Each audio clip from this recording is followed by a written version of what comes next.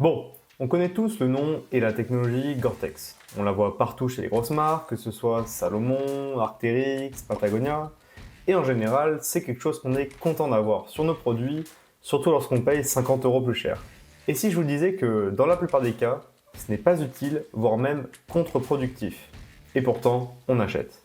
Et ça, c'est ce qu'on appelle le pouvoir du marketing. Et oui, parce que savez-vous réellement ce qu'est le Gore-Tex? Je veux dire, comment ça marche et à quoi ça sert réellement? Eh bien, reste ici puisque je vais t'expliquer tout ça. Et pour te donner un peu de contexte, il faut que je te dise que j'ai travaillé en tant qu'ingénieur en développement de produits dans l'industrie du sport et j'ai effectué mon stage de fin d'études sur les membranes imper-respirantes, donc typiquement le Gore-Tex, et donc j'ai quelques notions sur le sujet. Alors le Gore-Tex, un scam? Le Gore-Tex, c'est une technologie de membrane imper-respirante. Mais du coup, c'est quoi l'imper-respirabilité? Eh bien, c'est la capacité d'un matériau d'être à la fois imperméable, c'est-à-dire qu'il ne va pas laisser passer l'eau sous forme liquide, et en même temps respirant, c'est-à-dire qu'il va laisser passer l'eau sous forme de gaz, donc ce qu'on appelle couramment la vapeur d'eau. Et d'avoir cette double fonctionnalité, et ben ça c'est pas anodin pour un matériau. Et oui, rien que les vêtements imperméables, en soi c'est assez récent dans l'histoire de l'homme. Et avant, pour se protéger de la pluie, c'était plutôt galère, alors on avait toujours des moyens, mais on n'avait pas de textile à proprement parler. Et il a fallu attendre les progrès de la chimie assez récents pour voir apparaître les premiers textiles imperméables. Et pour comprendre l'histoire du Gore-Tex, il faut remonter en 1969, alors que Bob Gore, donc un ingénieur chimiste, travaille sur un matériau appelé le PTFE, le polytétrafluoroéthylène, qui est un polymère qui est déjà bien connu, notamment pour ses propriétés anti-adhésives. C'est notamment le polymère utilisé à la base du téflon. Et un jour, Bob Gore, il est assez frustré dans ses recherches, dans ses expériences, et donc il va tirer assez brusquement sur le PTFE qui l'aura chauffé. Il s'attendait juste à le détruire. Et en fait, ce qui s'est passé, c'est qu'en tirant très fort et très rapidement sur son matériau, il a créé une structure microporeuse qui a des propriétés très intéressantes. Et c'est d'ailleurs de là que vient le nom du matériau utilisé pour le Gore-Tex, donc du EPTFE, et le E, il est là pour signifier le mot expansé, puisque ça a été étiré. Et cette découverte révéla un matériau exceptionnellement respirant, mais aussi imperméable et coupe-vent, une découverte qui allait changer le monde de l'outdoor.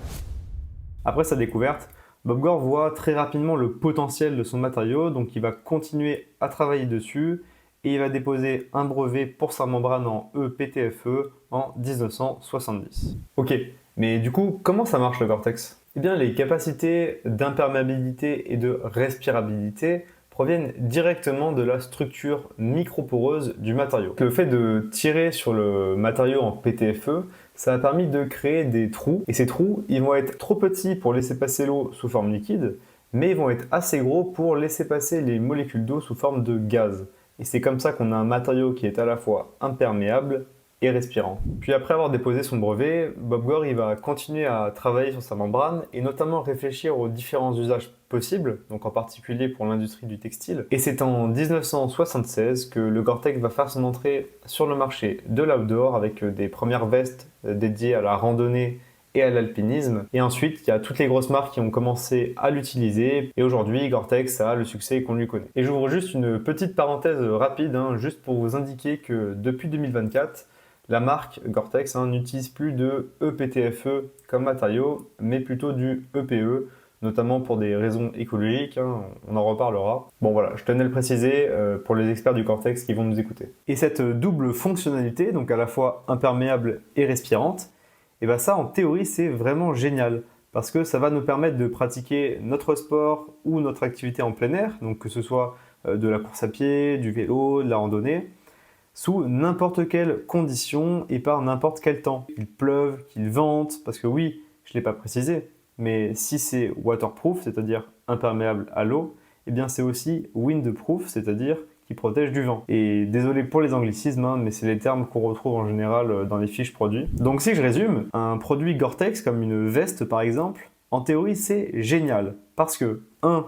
On est protégé de la pluie, et ça c'est top. 2. En tant que sportif, on va avoir tendance peut-être à transpirer, et ça va nous permettre d'évacuer l'humidité et la transpiration. Donc ça, c'est vraiment top. Et 3, cerise sur le gâteau, le tout se fait avec un produit qui va être léger et adapté à notre pratique. Parce que je le rappelle, mais avant, lorsqu'il pleuvait, pour se protéger de l'eau, il fallait mettre des gros cirés, Et les cirés, c'est pas forcément adapté pour le fractionné du mercredi. Donc sur le papier, on n'a que des avantages à porter du Gore-Tex.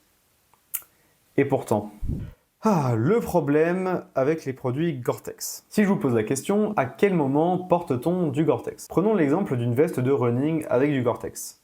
On va notamment l'utiliser lorsqu'il pleut. Mais si on prend la définition même de la respirabilité, je cite, « Le moteur de la respirabilité, c'est la différence d'humidité relative entre les deux côtés du tissu. » On comprend bien qu'il y a un problème. Lorsqu'il pleut, la surface extérieure de la veste va être mouillée.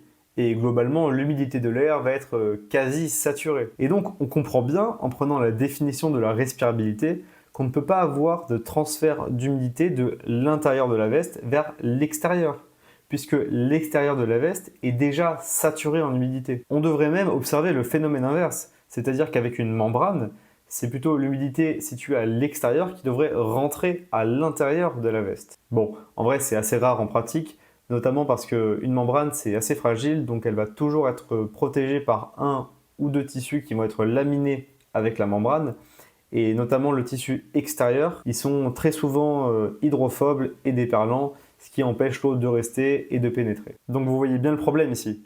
En fait, le textile, il ne pourra pas être à la fois imperméable et respirant. Et donc la double fonctionnalité du Gore-Tex, elle ne peut pas être utilisée ici. Donc on peut dire que c'est inutile. Bon, vous allez me dire, oui, mais ça peut aussi servir à protéger du vent. Et ça, c'est vrai, puisque si c'est imperméable à l'eau, c'est aussi windproof. Mais dans ce cas-là, si vous avez besoin d'une veste pour vous protéger du vent, autant acheter une veste qui va faire uniquement cette fonction.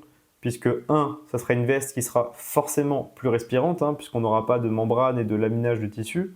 Et 2, vous aurez un produit qui sera sûrement bien moins cher qu'un produit avec du Gore-Tex. Un autre exemple que j'aime bien utiliser, c'est le Gore-Tex sur les chaussures de trek et de randonnée. Sur le papier, ça a l'air plutôt pas mal, mais en réalité, c'est pas si bien. Pourquoi? Alors déjà parce que le Gore-Tex, ça va avoir tendance à alourdir la chaussure et à la rigidifier, notamment parce que la membrane, elle doit être systématiquement protégée par une ou deux couches de tissu laminé, et ça, ça va forcément alourdir le tissu, ça va rigidifier la chaussure, et en plus, ça va faire perdre en respirabilité comparé à un tissu normal. Alors oui, ça va vous protéger votre pied de la pluie, mais au bout d'un moment, si vous marchez plusieurs heures en randonnée, l'eau elle va forcément trouver un moyen de rentrer, vous allez forcément avoir le pied mouillé, et dans ce cas-là, ça va être beaucoup plus compliqué d'évacuer l'eau et l'humidité qu'avec une chaussure normale. Puisque tant qu'il pleut, de toute façon, l'intérieur du pied va rester mouillé, puisque l'humidité ne pourra pas sortir.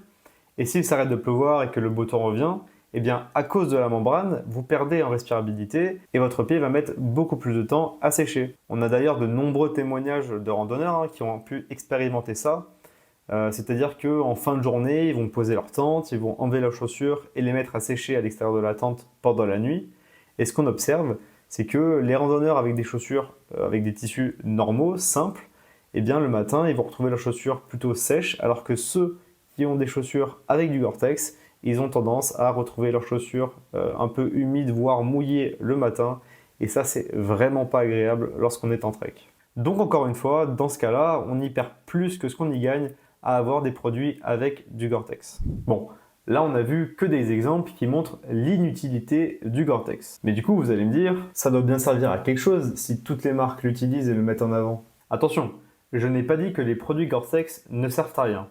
Mais ce que je dis, c'est que leur usage fonctionnel et leur gage de performance tel qu'on l'entend, tel qu'on le pense dans l'imaginaire collectif, eh bien, il est bien plus restreint que ce que l'on croit. Et c'est un peu le sujet de cette vidéo en fait. Ce n'est pas de savoir si c'est bien ou pas bien, mais c'est de vous faire comprendre l'influence et le pouvoir du marketing dans le processus de vente et dans les idées préconçues que l'on peut avoir. Bon, mais du coup, à quel moment c'est vraiment utile? Alors, il y a des usages que je trouve personnellement pertinents, notamment grâce au fait qu'un produit en Gore-Tex va pouvoir rassembler plusieurs fonctionnalités en un seul produit.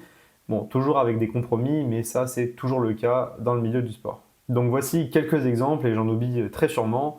Et on commence par des chaussures de trail lorsqu'on va courir sur des terrains enneigés ou alors très souvent humides et mouillés. En effet, une membrane comme le Gore-Tex va vous permettre de protéger votre pied de l'eau et de l'humidité, notamment sur des terrains enneigés, boueux ou pluvieux.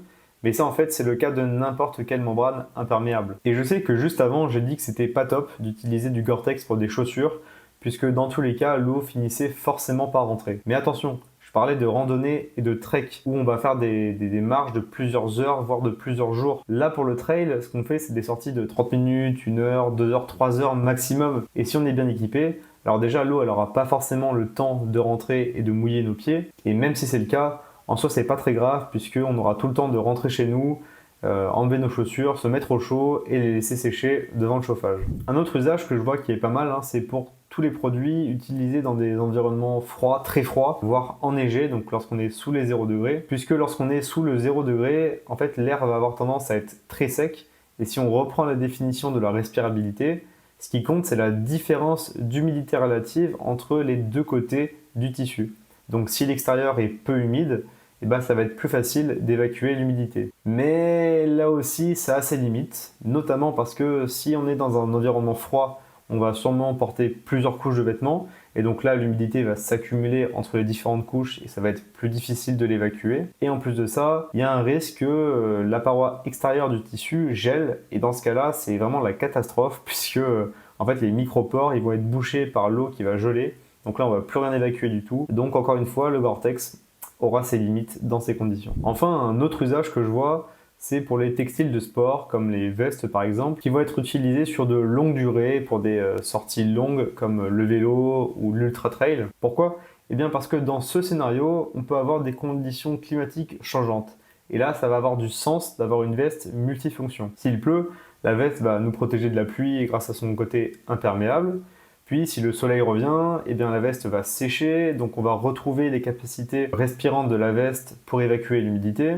Et en plus de ça, si du vent apparaît, on peut utiliser la veste comme protège-vent. Donc en fait, là, il y a vraiment une utilité puisqu'on va pouvoir exploiter le côté multifonction du produit offert par la membrane en Gore-Tex. Ensuite, je voulais glisser quelques mots rapides sur les membranes imperrespirantes et sur l'entreprise Gore-Tex. Ce qu'il faut savoir, c'est qu'aujourd'hui, il existe tout un tas de membranes imperrespirantes. En fait, le brevet Gore-Tex a été perdu dans les années 90, donc aujourd'hui, tout le monde peut développer sa membrane de la même manière que Gore-Tex. Il existe aussi d'autres membranes qui vont fonctionner sur des principes chimiques et qui auront des performances équivalentes, voire même meilleures. Et si on revient sur l'entreprise Gore-Tex, on peut se demander pourquoi ils sont toujours présents aujourd'hui, malgré le fait qu'ils aient perdu le brevet dans les années 90. Le Gore-Tex, ça reste une preuve de qualité et un gage de confiance pour les utilisateurs de produits outdoor. C'est pour ça qu'aujourd'hui, les marques, elles continuent d'utiliser du Gore-Tex sur leurs produits, puisque c'est un véritable argument de vente. Et ce qu'il faut savoir, c'est que quand vous voyez un produit Gore-Tex sur le marché, en fait, le produit, il a été testé par l'entreprise Gore-Tex même, c'est-à-dire que tous les fabricants de textiles utilisant du Gore-Tex, ils doivent envoyer leurs produits en amont à l'entreprise Gore-Tex qui vont effectuer tout un tas de tests sur différentes machines, tout ça pour valider la qualité du produit final. Alors, je suis pas là pour tirer sur l'entreprise Gore-Tex, mais ce qu'il faut savoir, c'est qu'il y a eu pas mal de lobby autour de l'entreprise, que ce soit pour la création d'une norme de mesure spécialement dédiée de la respirabilité. Et aujourd'hui, tous les fabricants de textiles qui veulent développer un produit avec du Gore-Tex, eh bien ils doivent passer par la grosse machine Gore-Tex et lâcher un gros chèque. Et enfin, sur la parenthèse écologique, il faut savoir, c'est que le matériau originellement utilisé, le PTFE, c'est un produit qui n'est pas très bon d'un point de vue écologique. C'est globalement le cas de tous les produits avec du fluor dedans. Donc c'est plutôt pas mal d'avoir vu l'entreprise pivoter récemment en 2024 avec sa nouvelle membrane. Maintenant, il faudra voir ce que ça va donner sur le long terme. Est-ce que ça va être aussi performant, aussi durable? Mais c'est assez surprenant de voir que les marques comme Patagonia ou The North Face aient propulsé cette technologie qui, initialement, on le savait, était pas top pour l'environnement. Pour finir, le message que je voulais vous faire passer avec cette vidéo, ce n'est pas de tirer sur la marque Gore-Tex, de dire que c'est bien ou que c'est pas bien, ou de choisir un camp. Moi-même, personnellement, j'ai des produits Gore-Tex que je trouve utiles, mais ce que je voulais vous montrer, c'est le pouvoir et l'influence du marketing. Personnellement, je suis passionné de matériel, j'ai même travaillé dans ce milieu. Donc en fait, lorsque j'achète un nouveau produit, je vais lire toutes les caractéristiques techniques, je vais aller voir des analyses, je vais regarder des vidéos d'essais, des tests terrain. Mais tout ça, je le fais parce que ça me passionne et je sais que c'est pas le cas de la plupart des gens. La plupart des gens, ils achètent à la confiance. Que ce soit la confiance d'un proche qui va vous recommander quelque chose, celle d'un vendeur, ou alors la confiance d'un nom et l'influence du marketing. Et donc, en conclusion, avant d'acheter un produit, renseignez-vous un minimum sur la pratique et prenez le temps de lire les fiches techniques. Et faites attention au marketing. Je dis pas que c'est pas bien, mais le marketing c'est tout un art pour transformer des caractéristiques techniques en arguments de vente, ce qui est nécessaire pour les marques, mais attention aux pièges. N'hésite pas à me dire ce que tu en penses et à débattre en commentaire. Je suis assez curieux d'avoir vos retours. Et si tu veux soutenir cette chaîne, eh bien, tu peux laisser un pouce et t'abonner.